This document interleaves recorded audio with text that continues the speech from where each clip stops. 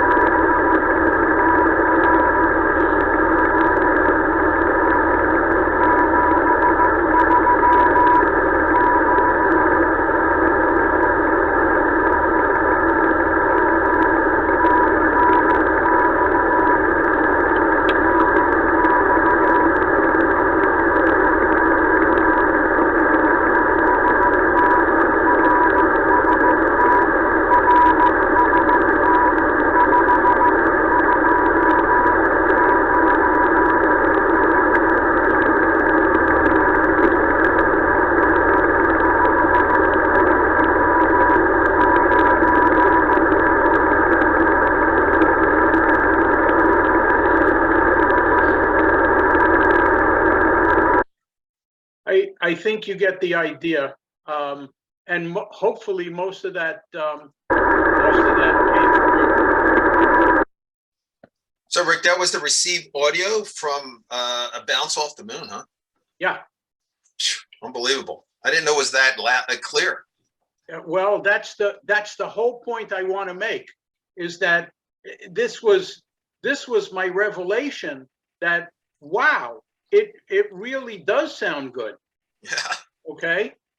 And everybody thinks it takes digital this, that, and the other thing, and so on, but that's single Yagi EME, and yes, there are big stations that you will work, and there's a lot of opportunity out there.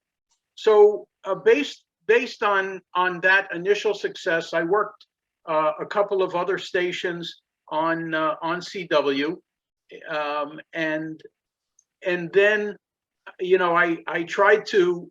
I was not a computer savvy guy, so digital operations for me was fairly limited.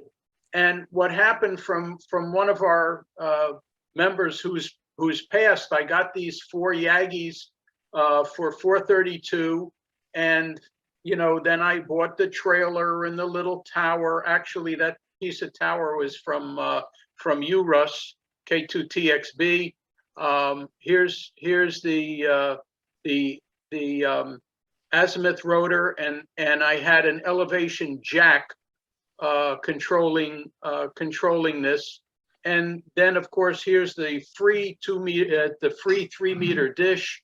And luckily, K1JT donated this feed to me. I bought the scalar ring.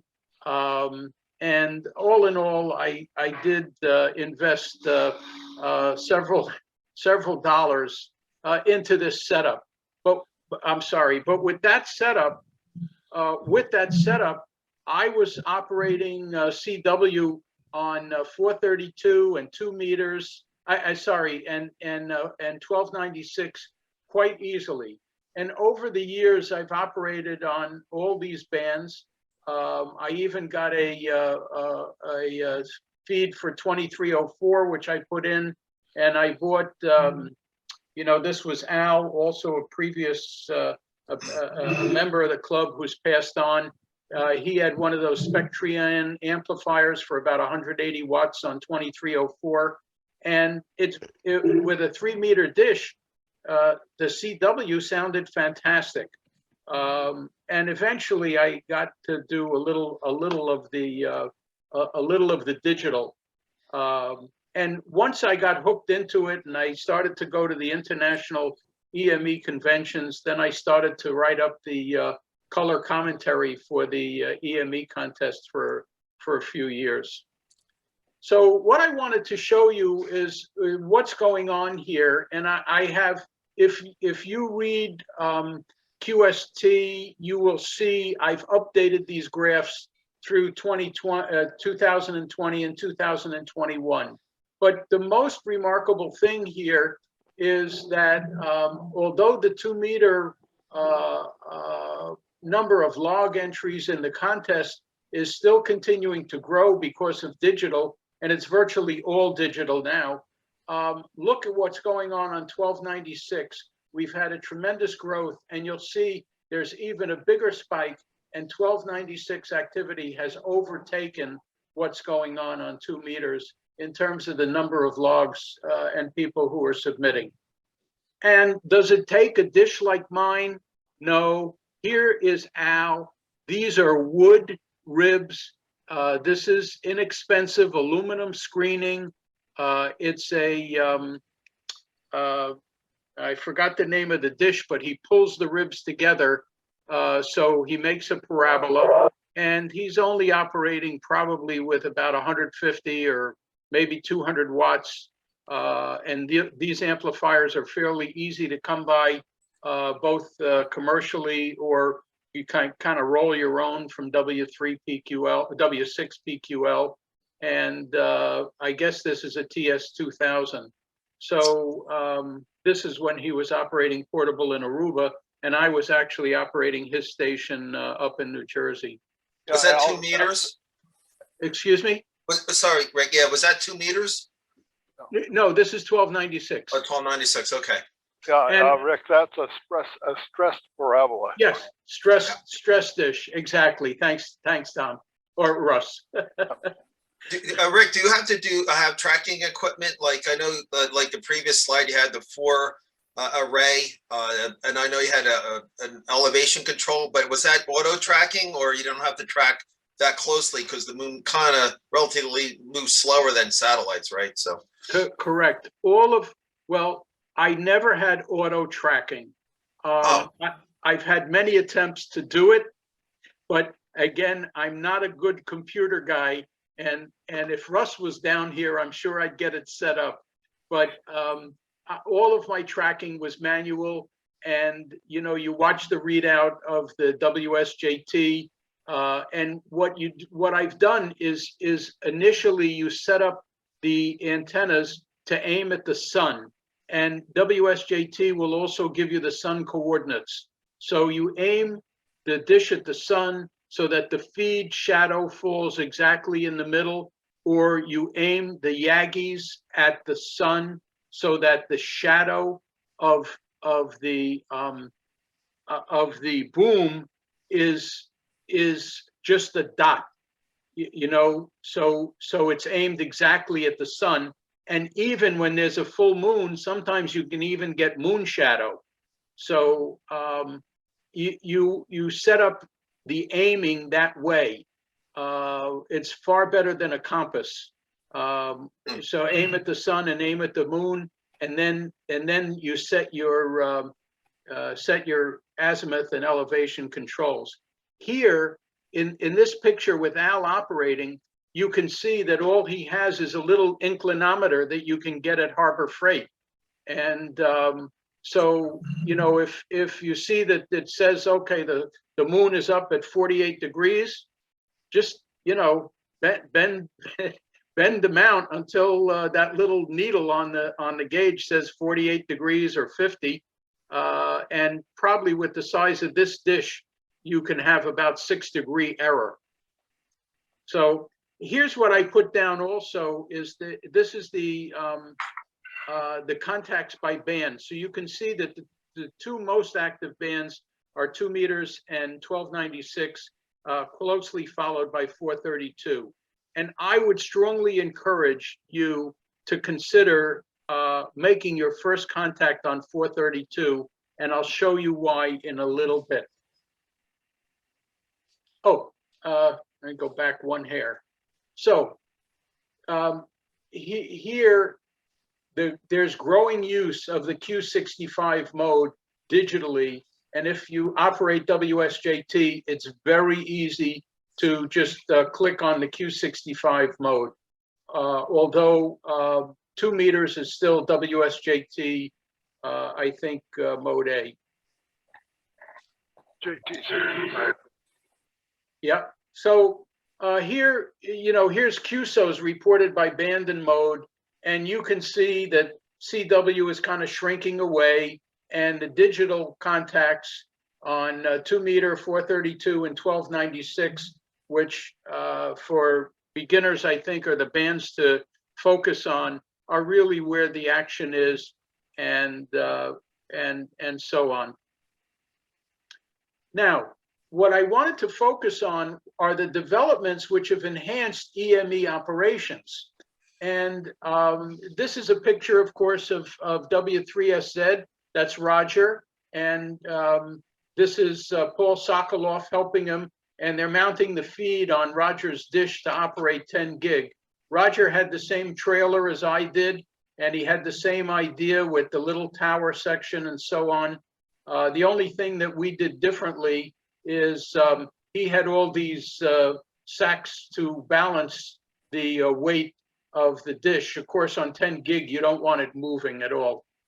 But what I want to say is that the international EME community has supported EME beacons on 1296, 10 gig, and 24 gig.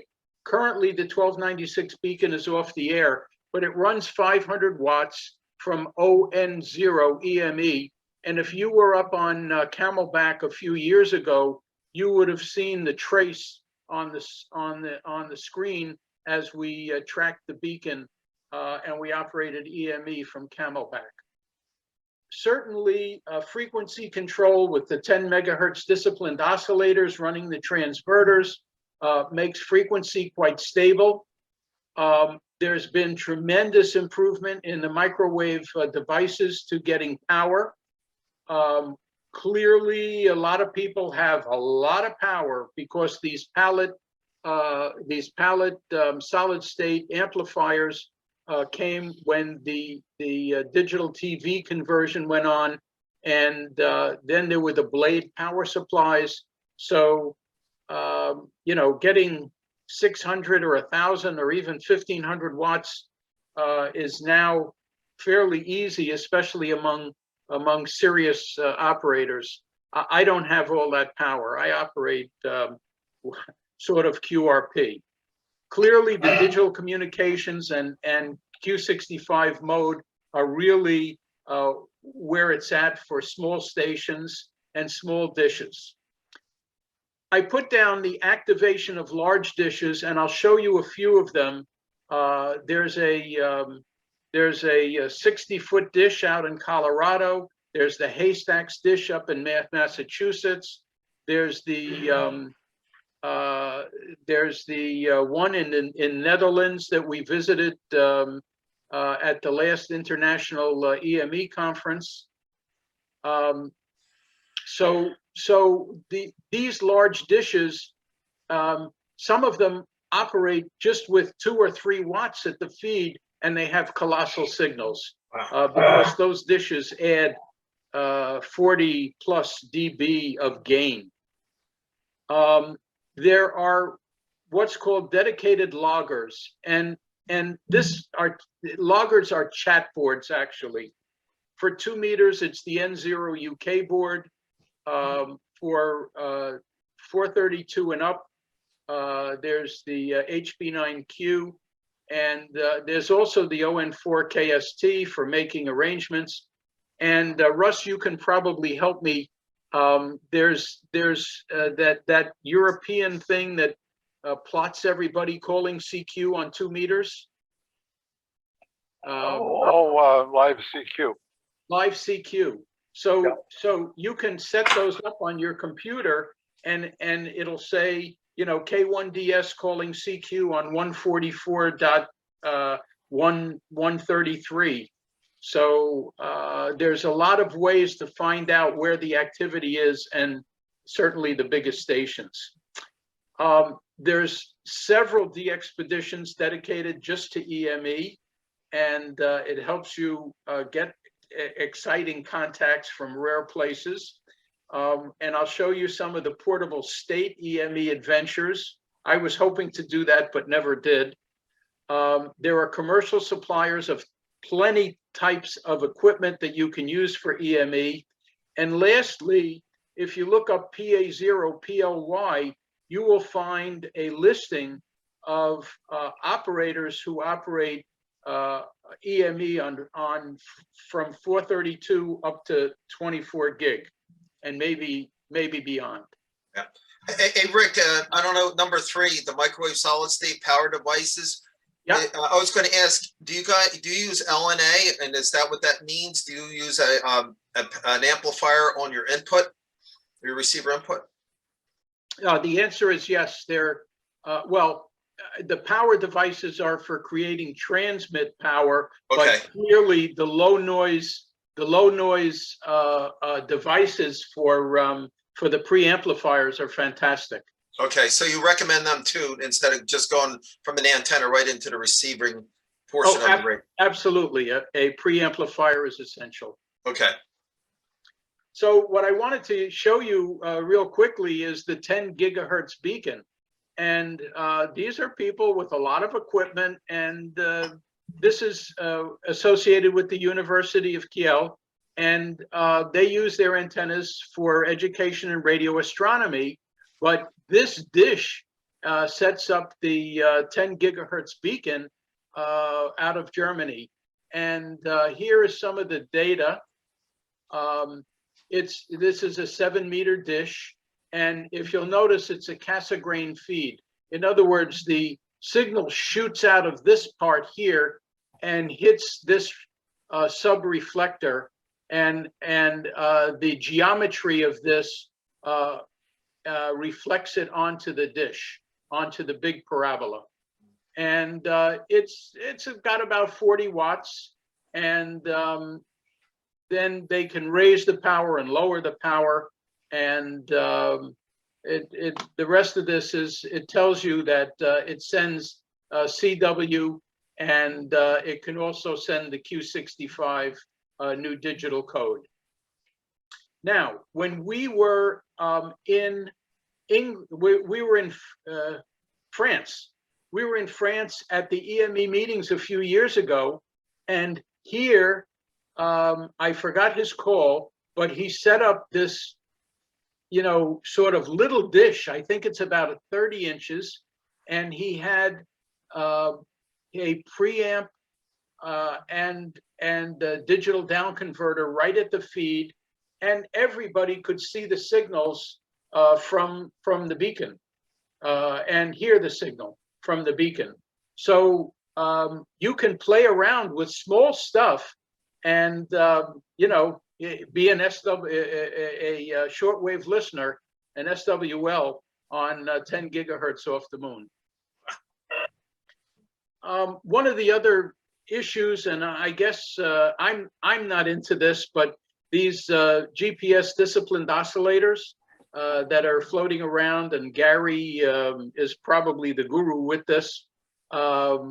They help you set your frequency and control your frequency so that nothing is moving around and drifting and so on. So a lot of these things have been very helpful, especially as you go up higher in frequency. I just wanted to show you what can be done. This is 10 gigahertz, and this is, this is HB9 BDD, I think. And he's making 250 watts on 10 gigahertz because he's taken 4 of the Kuna 60-watt amplifiers. You would say, oh, gee, he should only be making 240 watts, but that's what his meter says, 249 and a half. What he did is he homebrewed and engineered these signal splitters and signal combiners to feed from his low power input to the amplifiers, and then combine the output of the amplifiers to feed the output to his dish. Just an example of what can be done. Here is something that's a little more straightforward. Here's a pair. I don't know if these are W6 PQL boards, but that's generally what they look like. They're mounted on copper bases, and then this is a big heat sink, and here's some blower fans. Here's the input, okay, which splits. Each one of these is creating 500 watts. Here's your output combiner, and all you need is a hefty power supply. So there's a lot of ways to get a lot of power. I won't spend a lot of time on this slide, but only to show you that the Q65, what a signal looks like on your computer and your scope. And basically it says the decoder takes advantage of whatever a priori information is currently available. So it basically compresses the amount of information that's needed. And I recently used this for the very first time, and was very successful. And this just shows K1JT in QSO with a few other stations. And I guess he's on 20 meters here. 14, not 140. 6 meters. Oh, okay. Oh, that's right. Here's the frequency. I'm sorry. That's Yeah. right. And this is the time. I'm reading the time. You're right. You're right. Now, here's why you, with a very small antenna, can work stations that are colossal. They're activated periodically. The Dwingelo dish is about 25 meters across. Project Diana, which is, I know there have been tours there. They operate 1296. These guys in Colorado have activated this dish. They were running probably about 200 watts, but they were also putting it through about 300 feet of coax. So you can imagine that what came out the end, let's see, 300 feet of coax at 1296 probably has about 12 dB of loss. No.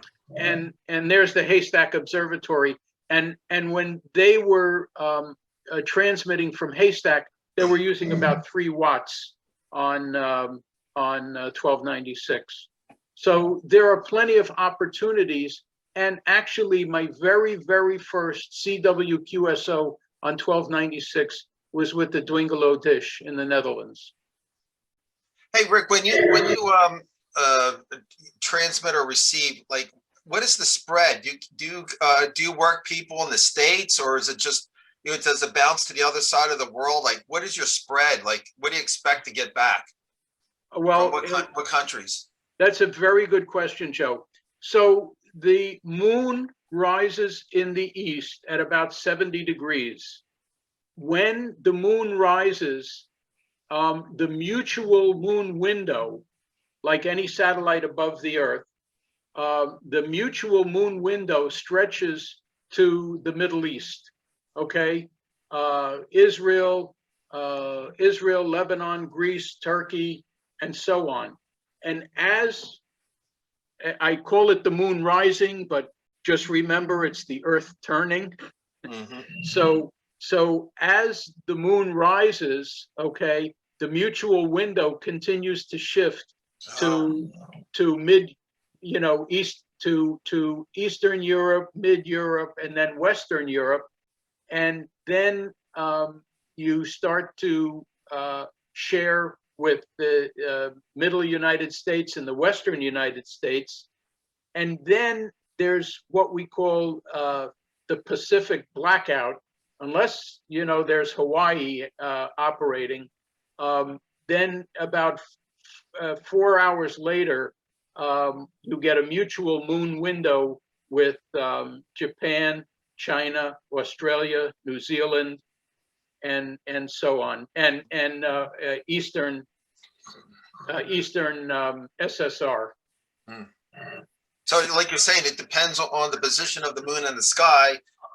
Dictates where in the world you're going to make a QSO. Correct. Yeah. And you'll often see the people on the logger who's active. And I put these up here as examples. This is the HB9Q logger. It's the one that I use the most. And even if you went on it tonight, you'll see, because it's a full moon, okay, you'll see that there's a ton of activity of people arranging QSOs.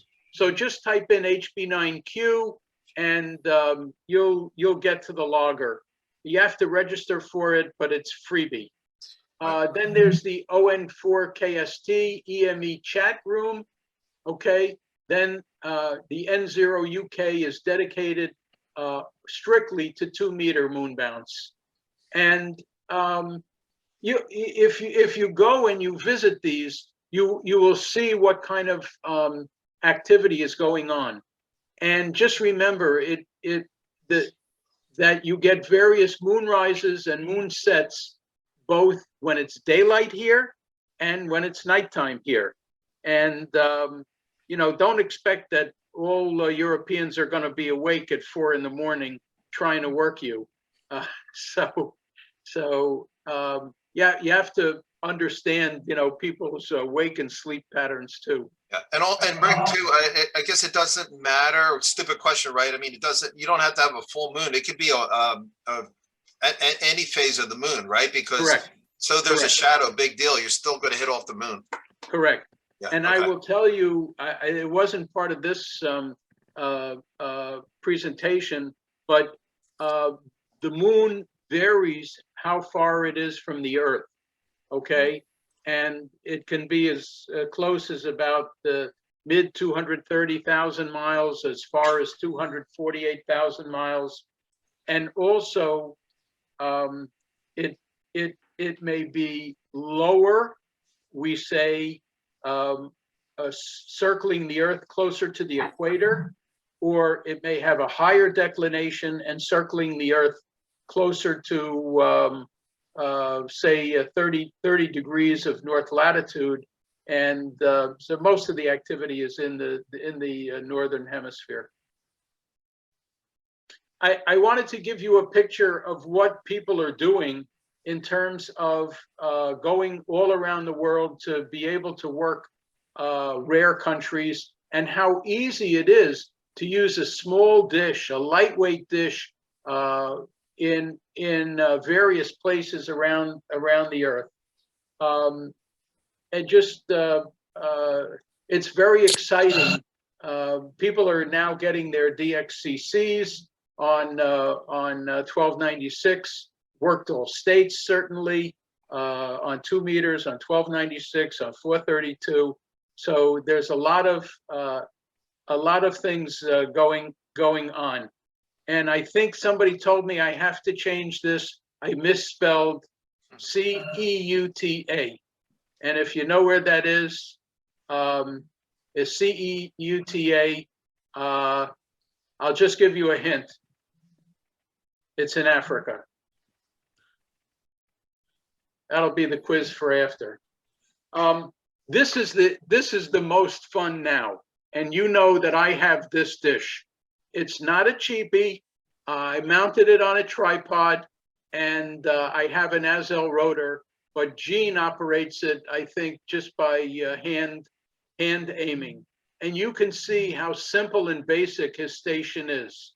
He's got the transceiver, a computer, I guess this is a power box, and maybe a sequencer, and here's his solid state amplifier. I think this is a W6 PQL 500 watt amplifier, and he runs it with a generator. But he's been all over, probably about a dozen states now, and we meaning there's probably 6 or 8 guys who own these dishes now. It's metallized fabric. It folds up like an umbrella. The dish, the feed is a, I'll think of it in a sec. Splash, it's a splash feed, but it's circular polarization. And you can work a digital to digital contact with these 2.4 meter dishes. He also makes smaller ones, 1.8 and 1.6 meter dishes, and they're very lightweight. Yeah, Rick, how often does he have to manually move the dish? About every 15 minutes. Okay. You again, you have about a 4 degree and Right. easily a 4 or 5 degree 3 dB signal. Yeah, and one other question: does it? I heard you said it was circularly polarized. Does it matter, like, if you have just a Yagi, a very long Yagi, instead of a dish? Does it matter if it's vertical, horizontal, or circular polarized? Yeah, yes, you will lose 3 dB from circular to linear polarization. And at 1296, almost all the signals now are circularly polarized. Okay. But I'm going to show you the Yagi stuff for 432 and 2 meters. I've got those slides coming up. Just to show you the availability of big time power if you want it. Kuna is pricey, but they've got beautiful stuff. Biko makes these grand amplifiers. with good relays and some sequencing built in. The W6 PQLs, you can buy a bare board, you can buy a completed board, or you can buy the whole box assembled. Here's a 2 meter kilowatt linear. This is, he makes all kinds of stuff. And then, and of course, our own Steve up in That's Connecticut. true. Yeah, Steve makes those amplifiers. I have a PE1RKI 270 watt 1296 amp, and on 2 meters and on 432. Well, 432 I have a 500 watt PQL, but I also have a 180 watt TE amplifier with the preamp built in, and I've done fine with a single Yagi. I just wanted to show you the PA0 POY listing. This is 10 gigahertz listing, but here he lists them alphabetically, and you'll see there's a lot of stations. Says what kind of antenna they have, how much power they run, and how to get in touch with them. Okay, so I come down to my own personal operations here. You don't see this little bar I'm moving around, right? Okay. So here I'm sitting out on my patio. Here is the TE amplifier. Here's my TS2000. I'm using 2 computers because one is the WSJT and the other I'm looking at the chat room, the N0 UK chat room. And out here is a 2 meter beam on my little homebrew tripod. This is the controller for the Yaesu rotor, the G5400 or the G5500. And so there's a 2 meter beam, and this is a 432 beam. And I can, I can work at least a dozen stations with that. My latest is the 2.4 meter dish, again with the feed. And I operate this from the front of the house because it's flat. You can see that, my land slopes down. It's not my land really. I live in a condo, but the sort of the backyard slopes down, and I have to a couple of paint cans under the base of the this little tripod or quad pod. Rick, how long is your 2 meter Yagi on the left side there? That picture. I think it's about 14 feet. Okay. And it's not how many elements you have, it's how much wavelength you have. So here's 3 wavelength on 144, 5 okay. wavelength on 432. Okay, now, how easy is it to work a station on 432?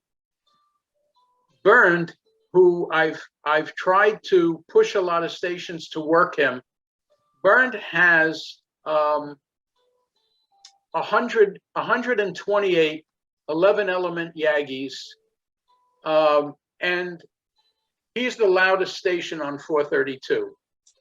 He has worked stations with 50 watts and 3 element Yagis on 432 if you work them digital. And if you have 100 watts and an 8 element Yagi, all the better. And you can get in touch with him. Again, Bernd, he loves to work new stations. So write down his call. It's Delta Lima 7, Alpha Papa Victor. Frank is up in Massachusetts. He probably has the second loudest EME signal on 432. And he has only a mere 48 elements, 48 Yagis on 432. And Frank is terrific fellow. And he's also got a dish for 1296. But this is where I'm encouraging people to get on and get their first taste of making a QSO on EME. And then I go down to Dan HB9Q. Now, I visited Dan's station in Switzerland, and the station is actually housed in this shipping container. Rick, trailer Rick, box. you're not Rick, sharing the same. Yeah, it's not updating. We're still on the 2-meter antennas. Oh, let's see. I'll stop share. And let's see if we can go to share screen again.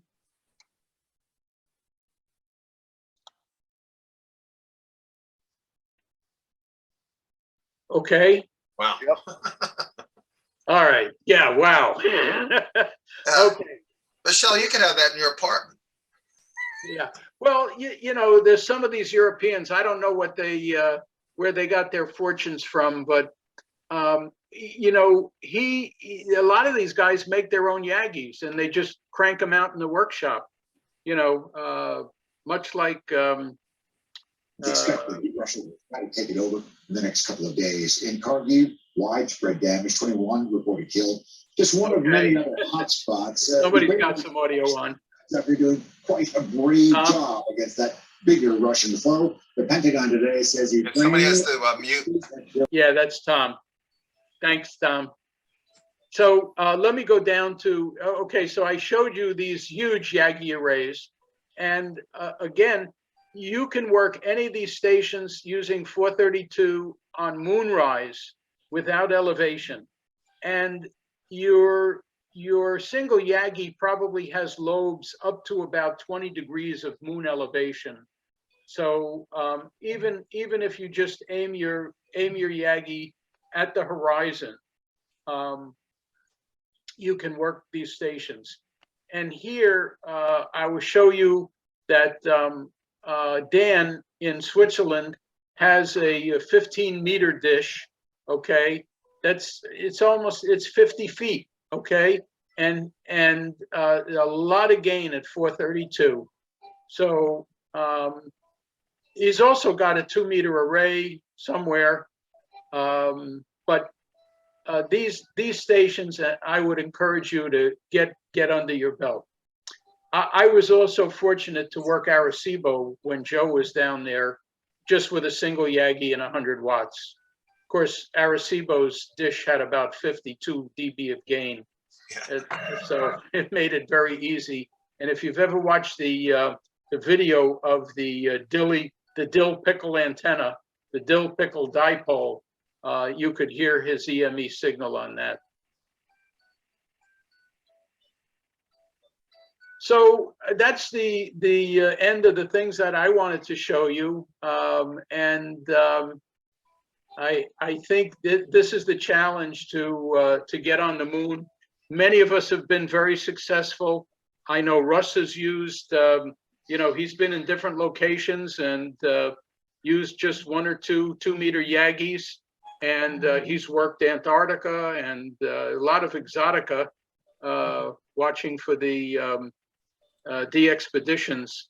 Of course, Al Katz's station and Joe's station before he took it down were pretty substantial. But like I said, you don't need a lot to get on the moon.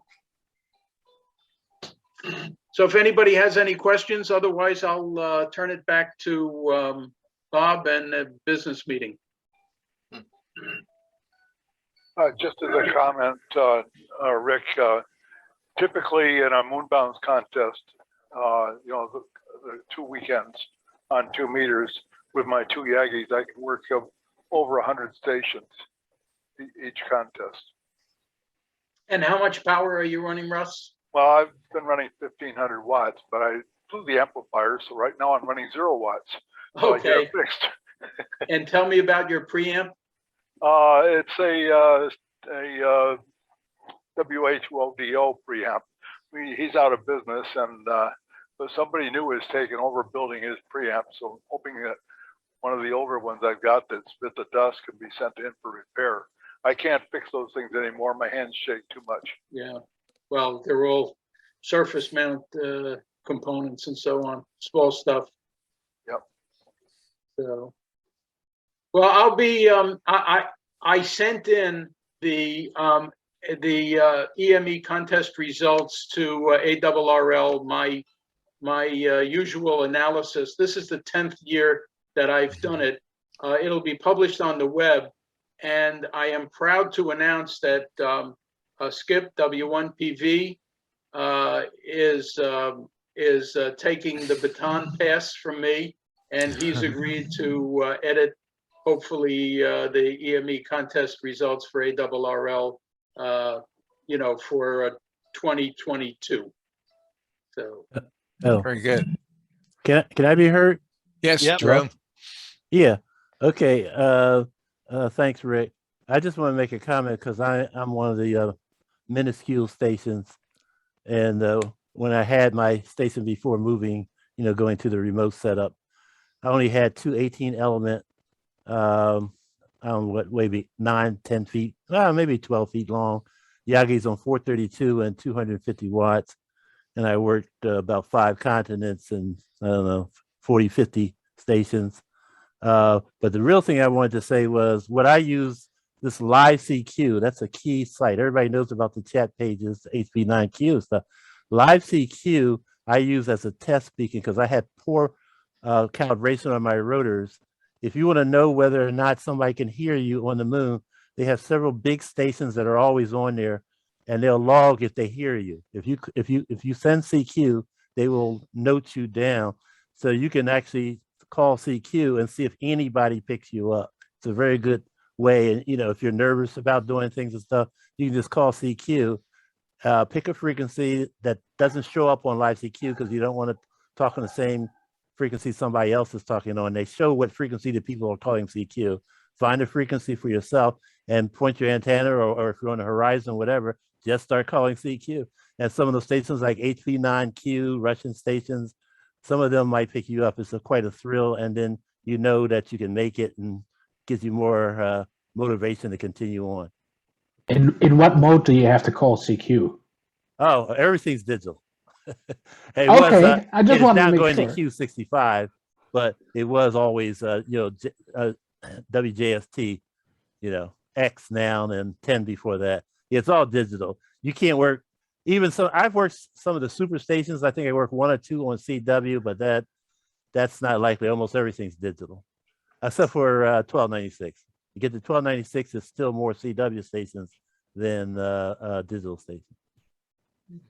Rick, what kind of dish is that? Is that made by W3HRO or whatever his call sign is? It's W2, Whiskey 2, and he's been extraordinarily helpful to me because I had a ton of questions about getting it set up and using that feed because the feed has to have a relay and the relay, the preamp, and a dummy load hooked to it. And I can send you the detail, but he will be glad to help you out. And even if you use a smaller dish, it's possible to work EME. I wanted to be able to do CW on 1296 because I did it with my 3-meter dish. And again, the first time I took this out, I worked DG5 CST on CW. Again, I heard him fine. Of course, he probably has a lot of power and he has a 7-meter dish. But in terms of him hearing me, he gave me like a 539 or a 339 report. So I was very excited, and that's really why I wanted to get this size dish. But you can use the smaller ones on digital very easily, and there's a lot of people using a 1.6-meter dish to do digital communication on 1296. So you have the 2.4, right? Correct. Okay. And he delivers a turnkey solution? you have to talk to him Somewhat. about what Yeah. you have, but you have to remember, this is not a permanent installation Right. because it'll blow right over. I mean, you can't leave it out there in the wind, the rain. So, Right. Right now, I have a 67 element Yagi that some people also use in 1296 for EME, and I was going to use that for it, but I've been looking at his dishes, and it seems very interesting to use those instead. And I think probably the price difference between the smaller dish and the larger dish, it's only going to be mostly the mesh and stuff like that. So it's probably not going to be, too big. But Anyway. it's not inexpensive. Don't get sticker shock. You will. You will. I guarantee you will. you see all these amps? Yeah, okay. Might have to trade. I don't get shocked. Well, the dish probably has a lot more gain than your Yagi. Oh yeah. Right. I can get, I mean, for those of you who are EME active, I get about 10 or 11 dB of sun noise with this Wow. dish, which is terrific. Rick, how do I find out about this dish? Because my situation, I'd be interested in it also. Just look up W2HRO. I forgot the name of his company, but if you look him up, it's Paul, right? Paul Andrews. Paul Andrews, yeah. Sublunar. Oh, I know W2HEO, Paul. Yeah, okay. Very good. HRO. Hotel HRO. Radio Oscar. Yeah. Good. Very good. Rick, when you went for that contact that you wanted to make on CW, did you arrange that on one of the chat boards to tell him that you wanted to do it in CW, or how did? No, he was calling. Well, first when I had my old 3-meter dish, everything was random, Right. and this I also everything here was random. The only arranged QSO is I called the Stanford group W6YX because I wanted to make a QSO with them to make sure that everything was working. Right. But everything else by me. Well, the SV1 BTR, the CW contact I showed you in the beginning, that was scheduled. Okay. That was scheduled, but everything else has been. It's all random. Random. Oh, that's neat. That's really. Now, did he respond to a CQ from you, or did you respond to a CQ from him? I responded to a CQ from him. Uh-huh. There were a lot of QRZs, believe me. But when he starts sending my call, I'm like, yeah. Yeah, of course. It's got to be great. It's got to be 10 times neater than just a regular microwave contact. That's Some cool. of them are pretty nice too. I feel that when I make a CW contact on any of the upper bands. Yay! No, that's really great. Is there anyone else on that has any EME experiences that they might want to share at all? Anybody else other than Russ has already said a couple things. A couple of the other guys. Anybody else? Is there anybody else on here that might be thinking of looking into EME as a result of listening to what Rick's been saying here tonight? Absolutely, yes. I figured that. You sounded good, Joe. You're asking a lot of good questions. We did the Council Rock contact with the space station a few years ago, right before the pandemic. And one of the NASA representatives, I was talking to him, he gave me his personal book on EME. And Rick here is very inspirational. You don't need all that heavy duty equipment as you show with the big guns, but it's viable. You could actually do this yourself. So I'm looking forward to it. Look, I contacted all around the world with HF. I did VHF, UHF. The next thing, and I contact satellites. Next thing is contact that moon. So bounce off the moon. So I'm looking forward to it. Yeah. Yes. And you get cool QSL cards, Wow. from the moon. And here's Frank's. you know, you saw his station, NC1I. This is a 1296, which I made a digital QSO with him with my dish. Yeah. So, Yeah, it's Make it really neat. bragging rights. Lots of fun for sure. In my last QSL card, if I can get it to show. Rick, when you transmit, like you do maybe a key up, like some CW, can you actually hear it echo back to yourself, or like it doesn't do that because it depends on the moon and the angle? You don't get a response from yourself, or you do? Do you hear an echo? there's what's called echo mode, and yes, when I had my 3-meter dish, okay, and we were up on Camelback, I was showing that we could hear echo. What you do is you key, you know, a quick dash, and then go into receive, because the round trip of the signal is 2.5 seconds.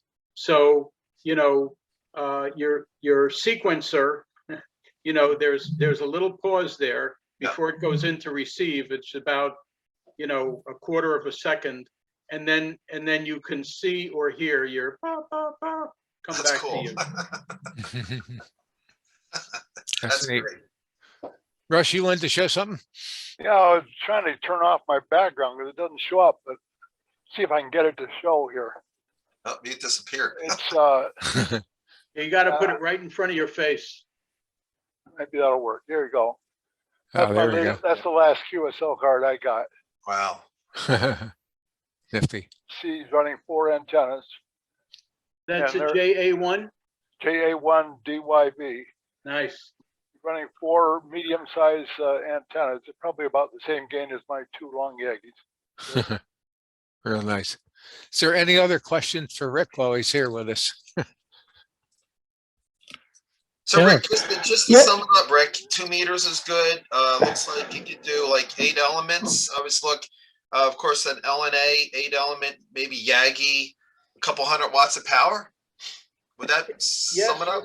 you can probably work some stations with that. There's UA3 PTW, big 2-meter station. I'm trying to think, Russ, who the biggies are on 2 meters. Well- Franco, I2FAK. Right. Right. One of the biggest ones, that's for sure. OK1 DIX, Yeah. I haven't heard him lately. Yeah. PA5 Yankee, and RX1 AS. Yeah. I've worked them all. Yep. Now, there's a bunch of Russian stations that have big signals. I don't know if they're on the air now, though. They're No. being sanctioned. Yeah. Yeah.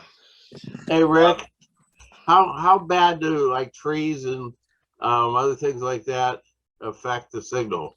Because where I am, the moon is typically through the trees in the backyard. Yeah, you know, VHF signals and UHF don't travel well through leaves. So Yeah. in the winter, and Paul WA3GFZ always had greater success in the winter on EME than in the summer. So the you know, the wood, the bare trees are not terribly bad, but there got to be somewhere where the moon is overhead, and then the trees won't bother you at all. Yeah, well, not much where we are, but Oh, if you can point the antenna up. But yeah, right. Chainsaws are cheap. Yeah, it's Probably the cheaper than that dish, I'm sure. the operators of those saws are very expensive. no, we have a Forever Wild that sort of encircles the house, and we have just trees in basically every direction for the backyard that are probably I have the same problem, Chris. 50 feet in the air. You know? And that's why I was thinking of the dish. I think that would get me over the trees nicely with some good gain. So That's a good idea, maybe, but I'd have to do something temporary in the backyard. I think that's what I'm going to have to do. You could buy a chainsaw. No, it's not my property; it's the township. Oh, well, in that case, you need a different trick. Yeah. Well, I think the other thing is to, have a few of you together, 2, 3, 4 people, and, one contributes the power, the other contributes the antenna and so on, and work together. And, there's that group satisfaction. I've certainly gained a tremendous amount of help from Paul GFZ, from Russ Roger, W3SZ, from Russ K2TXB, from Joe K1JT, from Al K2UYH. So that's what the PackRats were all about. And for me, it's been a tremendous learning curve. I think folks that know me and my modest amount of electronic savvy and computer savvy, that I've been very fortunate to be in the PackRats. Mhm. And plus, if you're limited in your house, you could probably go portable and go to where K3DN goes up to Chestahova and does their field day. I mean, that's wide open, right? So, or some other park like Lower Nike Park in Warrington's great too. Yeah. There's a lot of people that want to collect grid squares. So if you've got a good portable station, you can go all around the country and put on grids that don't have any EME activity, and people all over the world will flock to you. Even if you got a little signal, they'll work you somehow. Yeah. Bob, got a comment? Sure, go ahead. Yes. The year is 1976 when we did the HK1TL EME thing in Colombia. And as I listened to Joe ask about the echoes coming back, that was the first thing the guys did up there, was set up and listen for the echo. You have to remember that this was 16 Yagis, and when the signal comes back from the moon, it's in reverse polarity. So you got to send, you got to run outside and pull on the rope and spin it around to the other polarity, and then you can hear your echo coming back. And you got 2-point-something seconds to be able to do that. My have times changed. So you actually flip the antennas? Yes, sir. Yeah, that's the Wow. advantage of circular polarization. Yeah, Alex, it was there were ropes on it, and we had Wow. guys Wow, outside, that's and they were amazing. spinning them. That's awesome. So you have the doers and the spinners, right? That's pretty cool. Very nice. Wow. All right. Okay, well, if that's all we have on EME, then we'll get into the boring part, the regular general meeting here. I see everybody clicking off real quick now. I have to say thank you, Rick. You're very inspirational, Rick. I Yeah. really appreciate it. Thanks, Rick. Yeah, very good. Awesome. Yeah, thank you. Thank Yes, very big clap for Rick. Great job as always. Very Yeah. practical, very easy to understand, and everybody can take good tips from that. So thanks for coming out, taking your time, sharing it with the PackRats, as all PackRats do, and that's just fantastic.